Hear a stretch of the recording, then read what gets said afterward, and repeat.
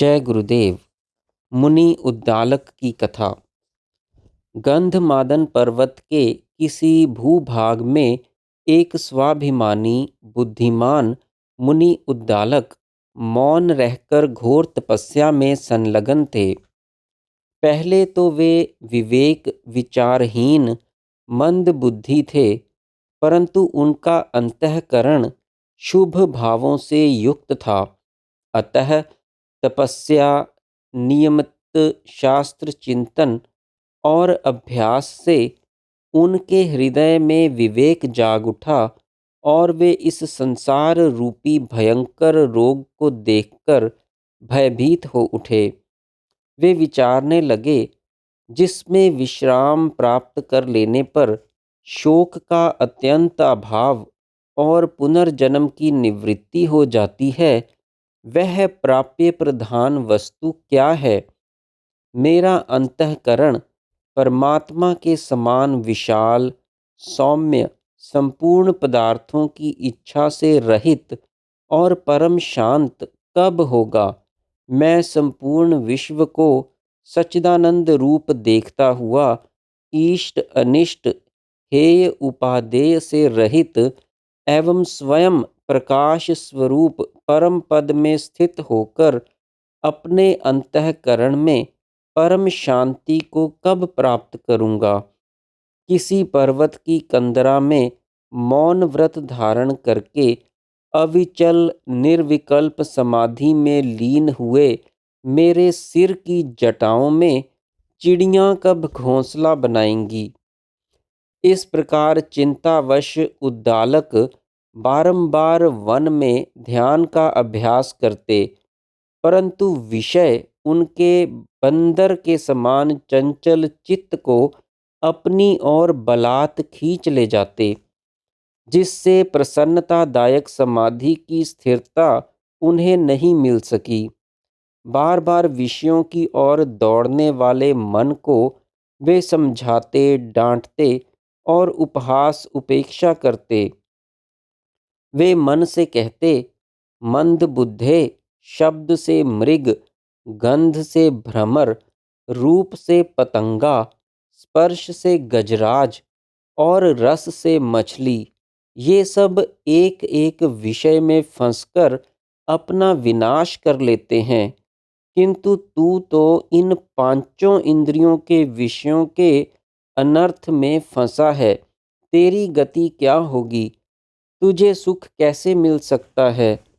असत स्वरूप मन, मैं तो अहंकार और वासनाओं से रहित निर्विकल्प चिन्मय ज्योति स्वरूप हूँ और तू मिथ्या अहंकार का बीज है। पैर के अंगूठे से सिर की चोटी तक सर्वत्र पूर्णतया खोजने पर भी मुझे कहीं भी इस अहम मन और चित्त का कहीं पता नहीं चला। इस शरीर में स्पंदन, चेष्टाएं, प्राणवायुओं के कार्य हैं और जन्म मृत्यु भी शरीर के ही धर्म हैं। मांस, रक्त, हड्डियां, नासिका, जिह्वा, त्वचा, कान, आँख, इनमें से कुछ भी, कोई भी अहम नहीं है। शरीर में चेतनता परमात्मा का अंश है, वह भी अहम नहीं है। तब इस शरीर में मैं क्या है? यह अज्ञान रूपी धूर्त अहम मुझे चिरकाल से वैसे ही क्लेश कष्ट दे रहा है, जैसे ढीठ भेड़िया जंगल में मृग छोने को। इंद्रिय रूपी अबोध शिशुओं, तुम लोग स्वतः उद्भूत तृष्णा द्वारा विषय वासनाओं के जाल में फंसते रहकर वैसे ही नष्ट हो रहे हो, जैसे रेशम का कीड़ा स्वयं अपने बनाए जाल में फंसकर नष्ट होता है। गुणों की कार्य रूपा इंद्रियां अपने अपने विषयों में बरत रही हैं। प्रकृति अपने गुण साम्यावस्था रूप धर्म में स्थित है और सच्चिदानंद अपने आप में परिपूर्ण है। फिर उस देह में अहम भाव किसको, कैसे हो, जो भाव अभाव जन्म मरण रूप है। वस्तुतः तो यह अहंकार एक महान भ्रम, असत, मिथ्या है, परंतु इस अहम का प्रादुर्भाव होते ही इस इदम रूप जगत का यह मेरा है ऐसा विपर्यास व्यर्थ ही होता है।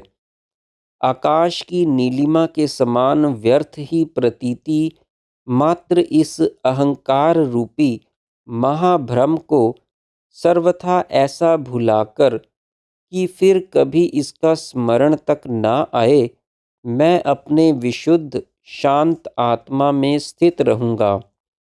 अहंकार का विनाश होने पर संसार रूपी इदम वृक्ष सूख जाता है और पाषाण की भांति अंकुर उत्पन्न करने में असमर्थ हो जाता है।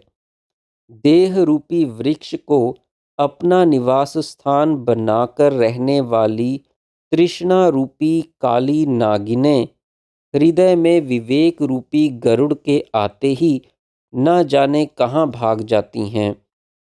जब मन पूर्णतया इस निर्णय पर पहुंच जाता है कि जितना भी दृश्य प्रपंच विशाल जगत है यह पूरे का पूरा अवास्तविक मिथ्या है, तब वह मन अमन अर्थात मन के व्यापार से शून्य हो जाता है।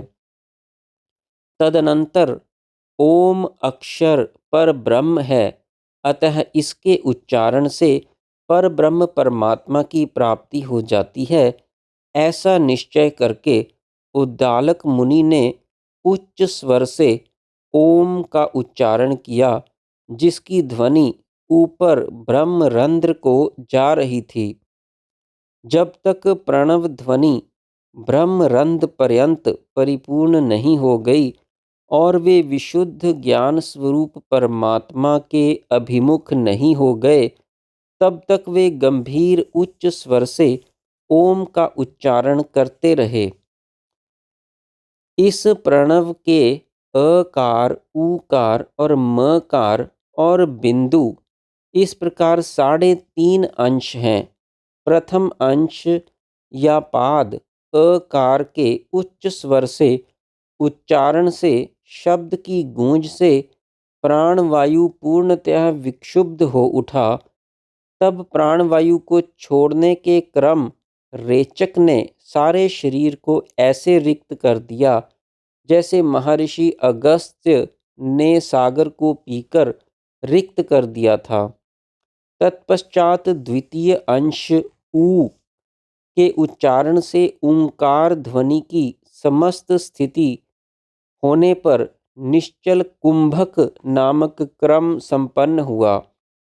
उस समय प्राण न बाहर थे न भीतर थे, न अधोभाग में थे न ऊर्ध्व भाग में ही थे और न दिशाओं में ही भ्रमण कर रहे थे, बल्कि पूर्णतः स्तंभित जल की तरह शांत थे।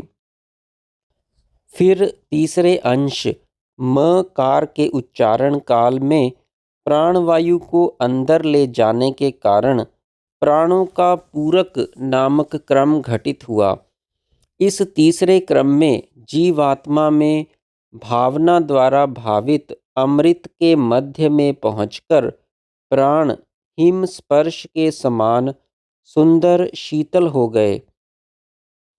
तब उद्दालक ने भावनामय शरीर में दृढ़ स्थिति करके सांकल में बंधे गजराज के समान अपनी पांचों इंद्रियों को निबद्ध कर दिया।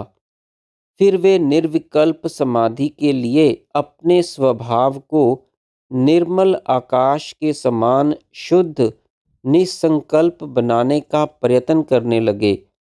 जब उन्हें समाधि से तत्व ज्ञान की प्राप्ति हो गई, तब वे दृश्य प्रपंचों के विकल्पों से रहित होकर उस नित्य सच्चिदानंद परमात्मा के तद्रूप हो गए, जो जगत का अधिष्ठान महान शुद्ध स्वरूप परमात्मा है।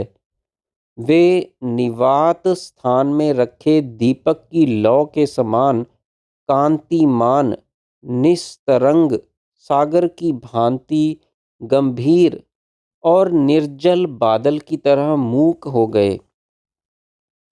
इस प्रकार इस महालोक स्वरूप पर ब्रह्म में स्थित हुए उद्दालक मुनि ने बहुत सा समय बीतने पर बहुसंख्यक आकाशाचारी सिद्धों देवों को देखा।